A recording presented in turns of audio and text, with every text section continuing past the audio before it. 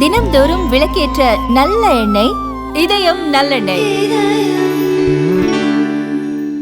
RSSின் 100வது ஆண்டு நிறைவு விழா நாக்பூரில் நடைபெற்றது.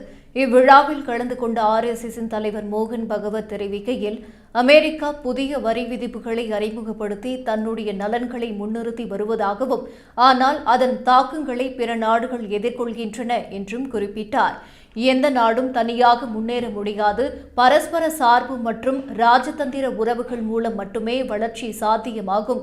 ஆனால் மற்றொரு நாட்டின் மீது முழுமையாக சார்ந்திருப்பது தவறு என்று தெரிவித்தார். நாம் கட்டாயம் தற்சார்பு கொண்ட நாடாக இருக்க வேண்டும்.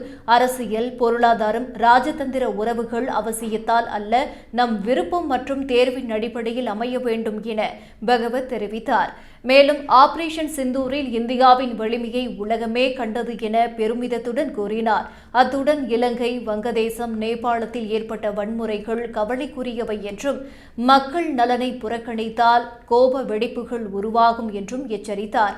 நமது நாட்டினுள்ளும் வெளியேயும் இடையூறுகளை உருவாக்கும் பல சக்திகள் செயல்பட்டு வருகின்றன எனவும் தெரிவித்தார்.